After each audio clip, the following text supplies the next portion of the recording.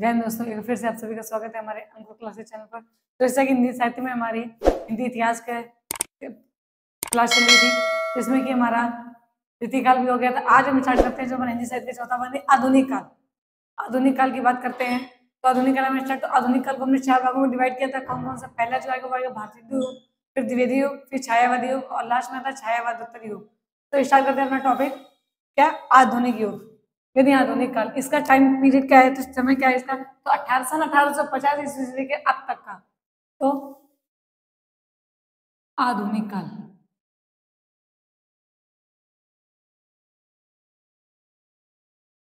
आधुनिक काल, आधुनिक काल का समय सन 1850 से लेकर के अब तक का, सन 1850 से लेकर के अब तक का। इसके बाद इसको इसको कितने भागों में डिवाइड किया गया है? जैसे हमने ये आधुनिक काल हो गया, रीतिकाल को क्या बोला था? उत्तर मध्यकाल। और भक्ति काल को पूर्व मध्यकाल बोला जाता था। सबसे स्टार्टिंग में क्या था हमारा? आदिकाल यानी कि वीर गाथा काल। तो जो हमारा लास्ट ये टॉपिक है हिंदी साहित्य का, इसको 4 भागों में डिवाइड करेंगे। पहला क्या है? भारतेंदु युग। भारतेंदु युग, इसका समय क्या है भारतेंदु युग का? तो सन 1850 ईस्वी से लेकर के 1900 तक, सन 1850 से लेकर से 1900 तक। फिर बात करते हैं द्विवेदी युग की। द्विवेदी युग, तो द्विवेदी युग है 1900 से सन 1920 तक। तीसरे पॉइंट में मर जाता है वो तो छायावादी युग। क्या आता है? छायावादी युग।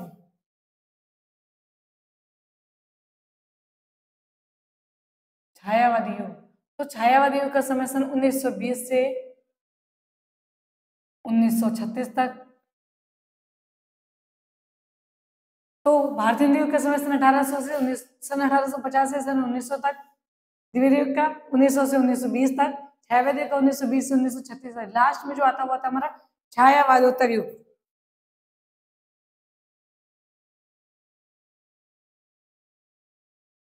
छायावादोत्तर युग, इसका समय है सन 1936 ईस्वी के बाद। 1936 ईस्वी के बाद का समय क्या है? छायावादोत्तर युग। तो आधुनिक काल के कितने भाग हैं? 4। भारतेंदु युग, द्विवेदी युग, छायावादी युग, छायावादोत्तर युग। भारतेंदु युग का समयकाल सन 1850 से 1900 तक। द्विवेदी युग का 1900 से सन 1920 तक।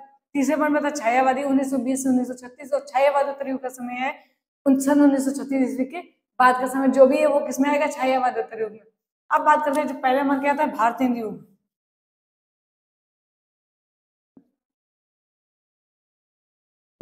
भारतेंदु युग, तो भारतेंदु इसको क्या बोलते हैं? पुनर्जागरण काल। क्या बोला जाता है? तो पुनः जागरण काल।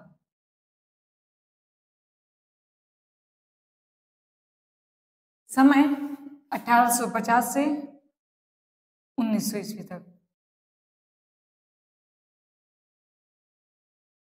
पहला इसका पॉइंट क्या आता है? किसका? भारतेंदु युग यानी पुनर्जागरण काल का। तो इसका पहला पॉइंट आता है कि इस युग का नामकरण, इस युग का नामकरण भारतेंदु हरिश्चंद्र के नाम पर किया गया। किसके? तो भारतेंदु हरिश्चंद्र के नाम पर, हरिश्चंद्र के नाम पर किया गया। तो भारतेंदु युग का नामकरण किसके नाम पर किया गया? तो भारतेंदु हरिश्चंद्र के नाम पर किया गया। अगला पॉइंट आता है कि भारतेंदु युग को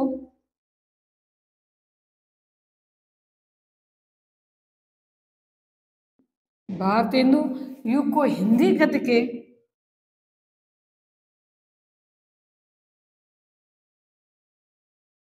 हिंदी गद्य का सर्वप्रथम युग माना जाता है। हिंदी गद्य का सर्वप्रथम युग माना जाता है। तो भारतेंदु युग को हिंदी गद्य का क्या सर्वप्रथम युग माना जाता है। और भारतेंदु युग किसके नाम पर नामकरण हुआ इसका? तो भारतेंदु हरिश्चंद्र के नाम पर इसका नामकरण हुआ। अगला पॉइंट आता, इसी में आता आचार्य रामचंद्र शुक्ल। आता आचार्य रामचंद्र शुक्ल ने आधुनिक युग, आधुनिक काल को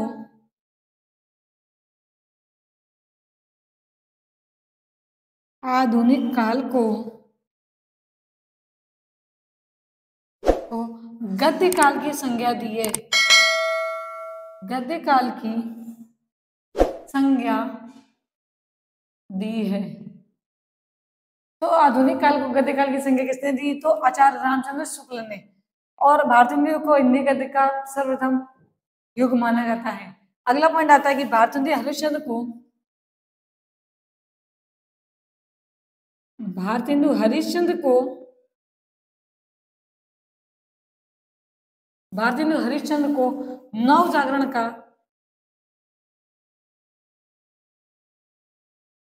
नव जागरण का अग्रदूत कहा जाता है, अग्रदूत कहा जाता है। तो भारतेंदु हरिश्चंद्र को क्या नव जागरण युग, नव जागरण का अग्रदूत कहा जाता है। तो नव जागरण का अग्रदूत किसे कहा जाता है? तो भारतेंदु हरिश्चंद्र को। इसमें अगला पॉइंट आता है कि इस युग में, इस युग में गद्य एवं काव्य, इस युग में गद्य एवं काव्य दोनों शैलियों में,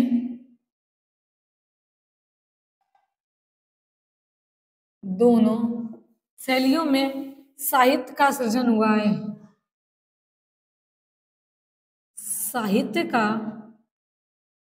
सृजन हुआ है। ठीक है, हमारा भारतीय युग पहले इतना नोट डाउन कर लीजिए। तो फिर से रिवाइज करते हैं। भारतीय युग को क्या बोला गया? पुनर्जागरण काल। इसका समय क्या है? सन 1850 से लेकर सन 1900 ईस्वी तक। इस युग का नामकरण किसके नाम पर हुआ? तो भारतेंदु हरिश्चंद्र के नाम पर हुआ। भारतीय युग को हिंदी गद्य का सर्वप्रथम युग माना जाता है। आचार्य रामचंद्र शुक्ल ने आधुनिक काल को क्या कहा है? तो गद्य काल की संज्ञा दी। किसने? आचार्य रामचंद्र शुक्ल ने। भारतेंदु हरिश्चंद्र को क्या नव जागरण का अग्रदूत भी कहा जाता है। अगला आता है कि इस युग में गद्य एवं काव्य, गद्य एवं काव्य दोनों शैलियों में साहित्य का सृजन हुआ। आप इतना नोट डाउन कर लीजिए।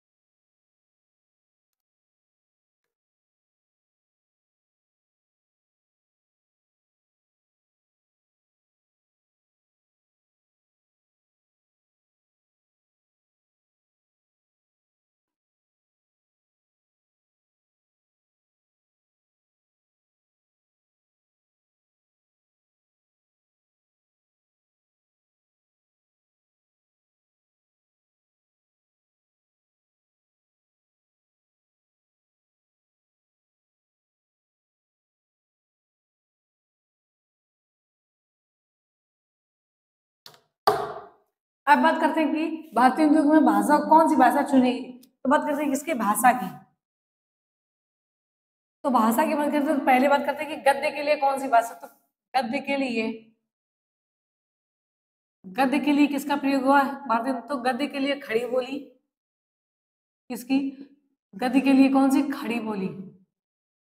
और काव्य के लिए,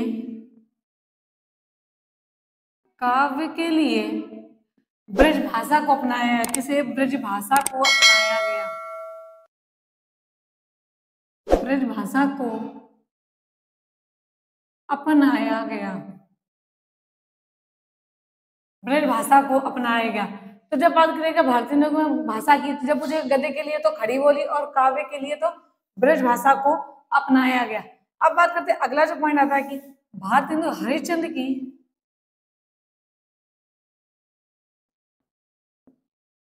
भारतेंदु हरिश्चंद्र की खड़ी बोली में, की खड़ी बोली में रचित कविताओं का संग्रह, रचित कविताओं का संग्रह में रचित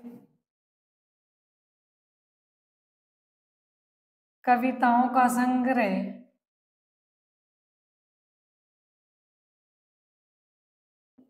तो क्या भारतेंदु हरिश्चंद्र की खड़ी बोली में रचित कविताओं का संग्रह फूल का गुच्छा, क्या फूल का गुच्छा,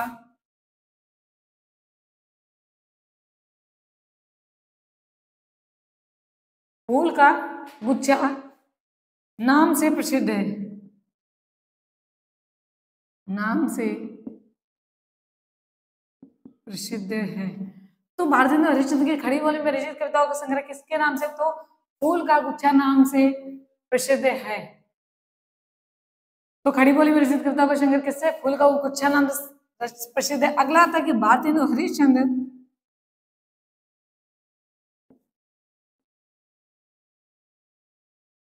भारतीय हरिश्चंद्र को प्रथम नाटककार, चंद्र को प्रथम नाटककार, प्रथम नाटककार, प्रथम आलोचक, प्रथम आलोचक, प्रथम निबंधकार,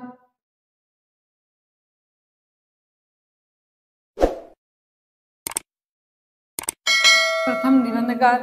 तो भारतेंदु हरिश्चंद्र को प्रथम नाटककार, प्रथम आलोचक, प्रथम निबंधकार और एवं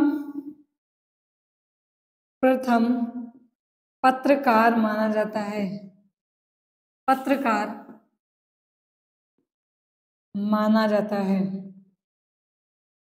तो भारतेंदु हरिश्चंद्र को क्या क्या प्रथम नाटककार, प्रथम आलोचक, प्रथम निबंधकार और प्रथम पत्रकार किसको माना जाता है? तो भारतेंदु हरिश्चंद्र जी को। भारतेंदु हरिश्चंद्र की रचित कविताओं का संग्रह क्या कहलाता है? फूलों का गुच्छा नाम से प्रसिद्ध है। अगला पॉइंट आता है कि अगला पॉइंट आता है इन्हें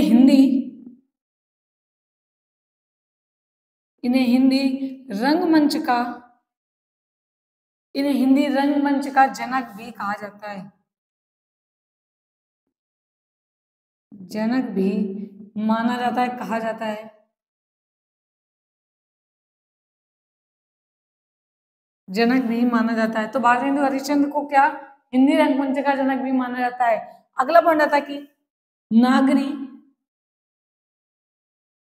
क्या नागरी प्रचारणी, नागरी प्रचारणी सभा की स्थापना,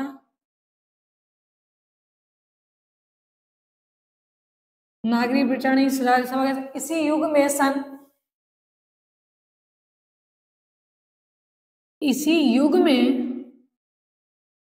सन 1893 ईस्वी में हुई, सन 1893 ईस्वी में हुई।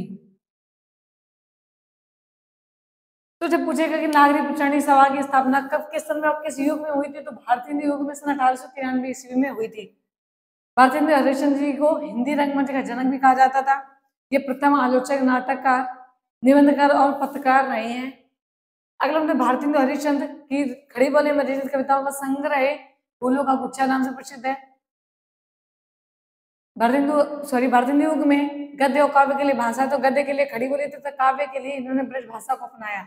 इतना नोट डाउन कर लीजिए, फिर बताएं कि भारतेंदु के प्रमुख कवि कौन कौन से, उनकी रचनाएं।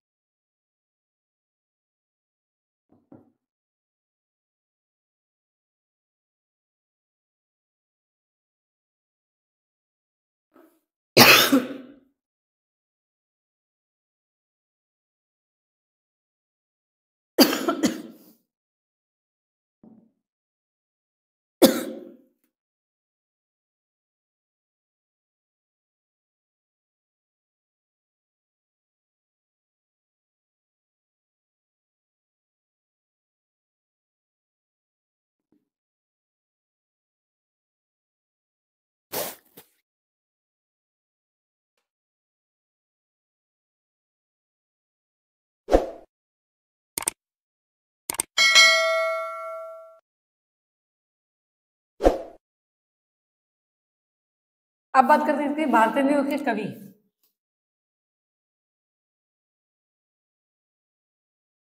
भारतेंदु युग के कवि, तो भारतेंदु युग के कवि पहले कौन से आते हैं? भारतेंदु हरिश्चंद्र की बात करते हैं। किसकी? भारतेंदु हरिश्चंद्र की। इनकी रचनाएं कौन कौन सी हैं? भारतेंदु हरिश्चंद्र। तो भारतेंदु हरिश्चंद्र की पहली रचना इनकी वैदिक हिंसा,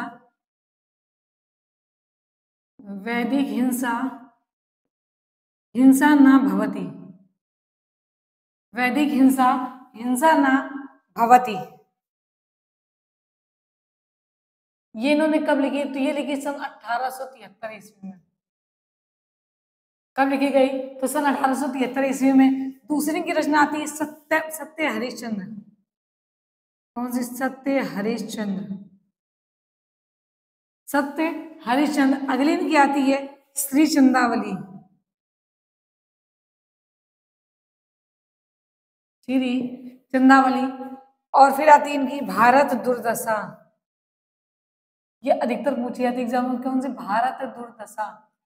तो कौन कौन सी? वैदिक हिंसा, हिंसा ना भवति कब लिखी है? तो सन 1873 ईस्वी में।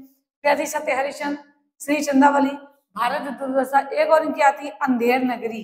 ये किसकी? ये भी भारतेंदु हरिश्चंद्र की है, अंधेर नगरी। तो वैदिक हिंसा, हिंसा ना भवति सन 1873 ईस्वी में। सत्य हरिश्चंद्र, श्री चंदावली, भारत दुर्दशा और अंधेर नगरी, इनकी भारतेंदु हरिश्चंद्र। अगले कवि आते हैं बद्री नारायण चौधरी।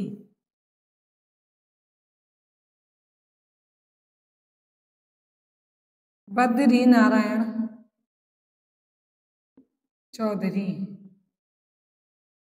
इन्हें प्रेम घन भी बोला जाता है। क्या?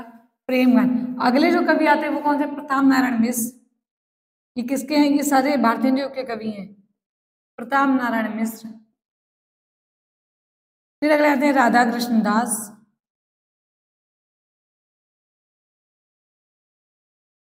राधा कृष्ण दास। लास्ट में आते हैं अंबिका दत्त व्यास,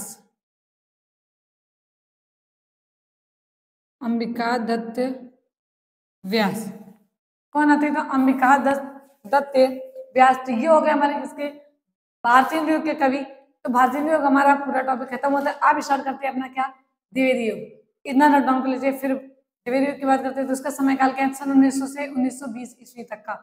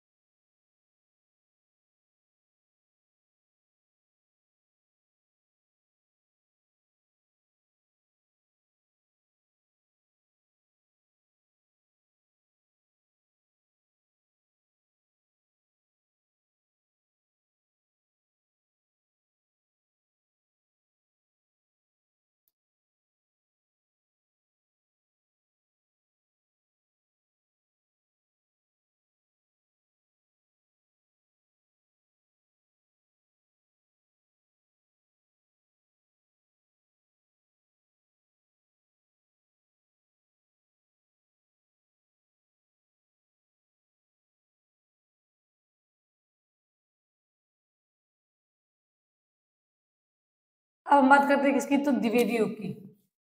कौन? तो द्विवेदी युग, द्विवेदी युग। इसे सुधार या फिर इसे जागरण सुधार काल कहा जाता है। क्या? जागरण। उसे भारतीय युग को क्या कहा जाता था? पुनर्जागरण काल। इसको जागरण सुधार काल, जागरण सुधार। इसका समय क्या है? तो सन 1900 ईस्वी से 1920 ईस्वी तक। इसका पहला पॉइंट आता है कि द्विवेदी युग का नामकरण किसके नाम पर किया गया? तो द्विवेदी युग का नामकरण महावीर प्रसाद द्विवेदी के नाम पर किया गया। और भारतीय युग का तो भारतेंदु हरिश्चंद्र के नाम पर। इसका पहला पॉइंट यही आता है कि इस युग का नामकरण, इस युग का नामकरण, इस युग का नामकरण महावीर प्रसाद द्विवेदी जी, महावीर प्रसाद द्विवेदी जी के नाम पर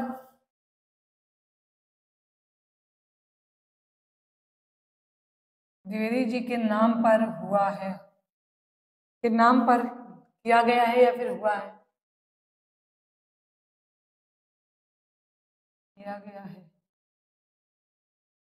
तो द्विवेदी युग का नामकरण किसके नाम पर हुआ? तो द्विवेदी युग का नामकरण महावीर प्रसाद द्विवेदी के नाम पर हुआ है। इसे इसे जागरण सुधार काल भी कहा जाता है। इसे जागरण सुधार काल भी कहा जाता है। तो किसे जागरण सुधार काल का भी कहा जाता है? किसे? तो द्विवेदी युग को। इसका नामकरण किसके नाम पर हुआ? तो महावीर प्रसाद द्विवेदी जी के नाम पर हुआ। अगला पॉइंट आता है कि खड़ी बोली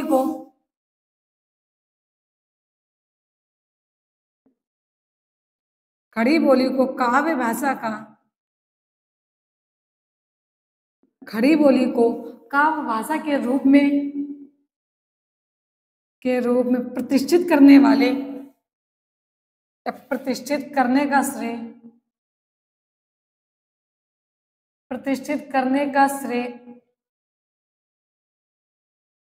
श्रेय द्विवेदी जी को जाता है। किसे? महावीर प्रसाद द्विवेदी को जाता है। द्विवेदी जी को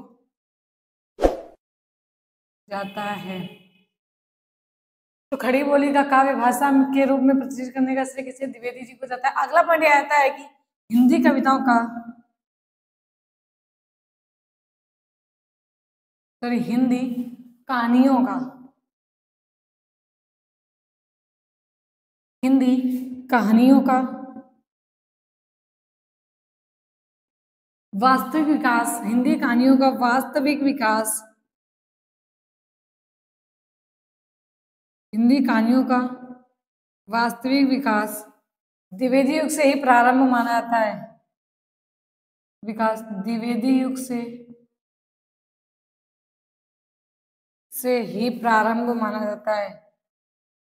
से ही प्रारंभ माना जाता है। तो हिंदी कहानियों का वास्तविक विकास से तो द्विवेदी युग से ही प्रारंभ माना जाता है। अगला पॉइंट आता है कि द्विवेदी युग में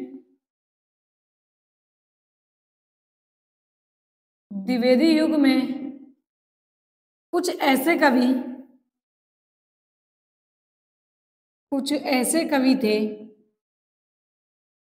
भी थे। द्विवेदी युग में कुछ ऐसे कवि भी थे जो अनुशासन में नहीं थे, जो अनुशासन में नहीं थे, अनुशासन में नहीं थे और काव्य और काव्य सृजन कर रहे थे और काव्य सृजन कर रहे थे। इन कवियों की काव्य धारा इन कवियों की काव्य धारा को स्वच्छंदता की धारा कहा जाता है। की धारा कहा जाता है। की धारा कहा जाता है। तो क्या एक बार फिर से क्या द्विवेदी युग समय काल 1920 तक इस युग का नामकरण महावीर प्रसाद द्विवेदी जी के नाम पर किया गया। इसे जागरण सुधार काल भी कहा जाता है। अगला पॉइंट है कि खड़ी बोली को काव्य भाषा के रूप में प्रतिष्ठित करने का श्रेय द्विवेदी जी को जाता है। हिंदी कहानियों का वास्तविक विकास द्विवेदी युग से ही प्रारंभ माना जाता है। हिंदी युग में कुछ ऐसे कवि भी हैं जो अनुशासन में नहीं थे और काव्य सृजन कर रहे थे। इन कवियों की काव्य धारा को क्या कहा जाता है? इन कवियों की काव्य धारा को स्वच्छंदता की धारा कहा जाता है। इतना नोट डाउन कर लीजिए। फिर बात करते हैं कि द्विवेदी युग के कवि कौन कौन से हैं।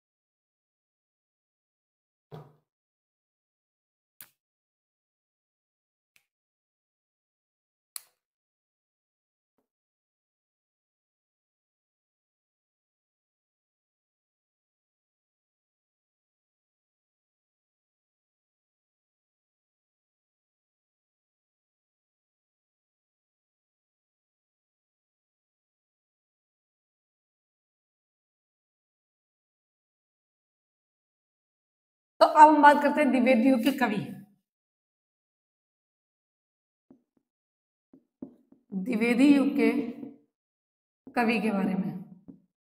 तो द्विवेदी युग के कौन कौन से कवि हैं, क्वेश्चन पूछ लेता है कभी कभी कि कौन इनमें से कौन से कवि द्विवेदी युग के हैं, या फिर दे देगा 3 ऑप्शन दे देगा, एक में दूसरे कवि डालेगा, पूछेगा इनमें से कौन सा द्विवेदी युग का कवि नहीं है। तो पहले जो आते हैं वो हमारे कौन से आते हैं, पहले जो हमारे कवि आते हैं वो आते हैं महावीर प्रसाद द्विवेदी, जिनके नाम पर ही द्विवेदी युग चला। कौन, तो महावीर प्रसाद द्विवेदी, महावीर प्रसाद द्विवेदी। अगले कवि कौन से आते हैं, तो अगले कवि आते हैं हमारे श्रीधर पाठक। कौन, श्रीधर पाठक। फिर हम बात करते हैं तीसरे जो आते हैं अयोध्या सिंह उपाध्याय। कौन, अयोध्या सिंह उपाध्याय हरिऔध।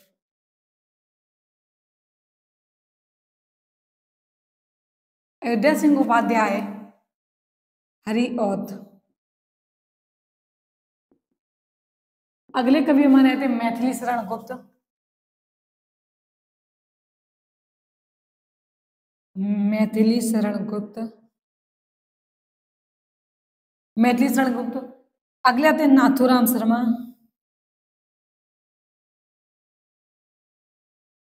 नाथूराम शर्मा जिन्हें सिंकरी भी कहा जाता है, क्या, सिंकरी। अगले कवि आते हैं जगन्नाथ दास। कौन, जगन्नाथ दास। ये किसके, इन्हें रत्नाकर बोला जाता है, रत्नाकर। फिर आते हैं गया प्रसाद, गया प्रसाद शुक्ल। बालकृष्ण शर्मा, बालकृष्ण शर्मा, इन्हें नवीन कहा जाता है। अगले थे सियाराम शरण गुप्त। कौन, सियाराम शरण गुप्त, सियाराम शरण गुप्त। ये कौन से, ये हमारे द्विवेदी युग के कवि हैं। कौन कौन से, पहले जो हमारे थे महावीर प्रसाद द्विवेदी, श्रीधर पाठक, अयोध्या सिंह उपाध्याय हरिऔध, मैथिली शरण गुप्त, नाथूराम शर्मा सिंकरी, जगन्नाथ दास रत्नाकर, गया प्रसाद शुक्ल, बालकृष्ण शर्मा, और लास्ट में आते हैं सियाराम शरण गुप्त। तो ये द्विवेदी युग। तो थैंक यू दोस्तों, आज आपका टॉपिक खत्म होता है। जो नेक्स्ट क्लास होगी वो हमारी होगी छायावादी युग की। तो आज के लिए इतना ही।